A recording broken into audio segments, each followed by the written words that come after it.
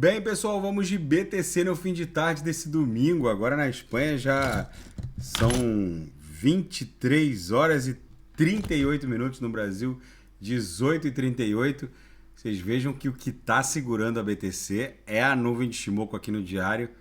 A gente fez a máxima ontem, dia 10 de setembro, em 21.810. E a máxima hoje, domingo 11 de setembro, em 21.860, que é exatamente onde está a linha inferior da nuvem aqui no diário. Daqui a 2 candles, a linha inferior da nuvem vai se confundir com a aresta superior dessa cunha triangular na extensão.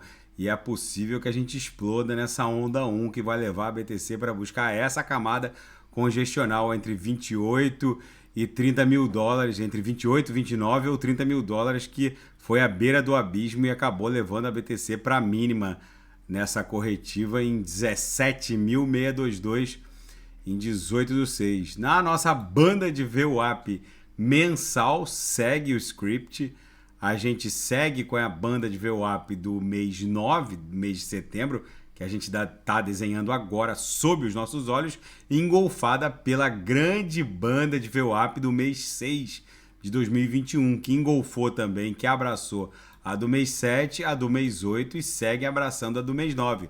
Talvez seja um repeteco desse grande engolfamento, que foi o último grande fundo da BTC, em que a banda de VWAP mensal do mês 5 de 21, de maio de 2021, abraçou a do mês 6, abraçou a do mês 7, e essa sequência de abraços acabou levando a BTC para o all-time high aqui no patamar de 69 mil. A nossa grande grade curvilínea de expansão logarítmica exponencial está voltando para o game. Para quem estava me perguntando sobre ela, eu estou com ela aqui completa. Vocês vejam que a gente estressou aqui a lower no evento pandêmico, estressamos também nessa nova postura do Fed e agora a gente volta para estressar as uppers dessa grade curvilínea de expansão logarítmica exponencial. No nosso gráfico das VWAPs, segue a nossa figura triangular, que está em vias de romper de forma ascendente. A gente precisa criar um Morobuzu aqui no diário, no gráfico diário. E no intraday, nos 5 minutos, a BTC foi didática. Hoje, os 7 sinais ofertados fecharam rapidamente. Vocês vejam que a BTC lambia a lower, batia, voltava para VWAP. Batia na upper, voltava para VWAP. Lambia a lower, voltava para VWAP. Batia na upper, voltava para VWAP. Batia na upper, voltava para VWAP. E agora, há poucos minutos atrás, bateu na lower, voltou para VWAP.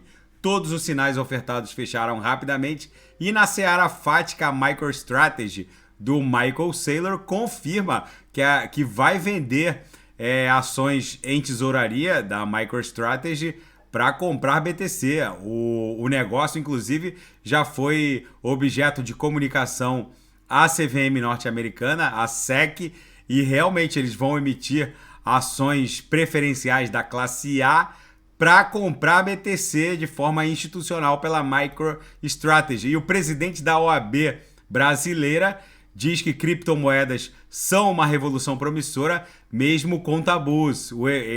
Houve um evento na OAB Nacional em que o José Alberto Simonetti defendeu o caráter promissor das criptomoedas, indicando que ainda há tabus a serem superados. E a gigante bancária DBS anuncia parceria com o metaverso Sandbox. A gigante bancária asiática está se aventurando no metaverso com uma nova parceria dentro da Sandbox. E na seara geopolítica financeira internacional, os Estados Unidos da América estão criando a maior escassez de dólares das últimas 4 décadas, já que ele, aumentando as taxas de juros, aumenta-se o custo do dinheiro, assim como a Rússia está criando a maior escassez de commodities das últimas 3 décadas. Ou seja, Estados Unidos e Rússia juntos estão trabalhando fortemente para a maior crise jamais vista em 50 anos. Talvez haja uma movimentação orquestrada entre Estados Unidos e Rússia para quebrar o próprio Ocidente. talvez nesse jogo de xadrez o Vladimir Putin esteja algumas peças à frente. A reportagem é muito interessante, já que do mesmo jeito em que os Estados Unidos não vão mais ofertar dólar a um custo baixo, a Rússia também não vai ofertar gás, petróleo, carvão e muito menos gás natural e qualquer commodity energética para o aquecimento do gelado inverno que a Europa vai testemunhar agora, em poucos meses. Há poucos dias, na verdade, a gente já está no outono.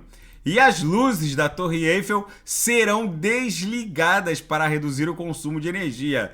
É mais uma faceta dessa bizarra crise orquestrada não só pelo Ocidente, mas principalmente em razão das sanções ocidentais em desfavor da Federação Russa. E para quem estava preocupado com os corgis da Rainha Elizabeth, aqueles cãezinhos com as patinhas reduzidas, muito bonitinhos, que a Rainha Elizabeth sempre ela sempre teve corgis desde os 18 anos e era sempre vista com vários deles, inclusive eles andavam de jato para cima e para baixo com ela, com esses cachorrinhos. Eles vão ficar com o príncipe Andrew e sua esposa.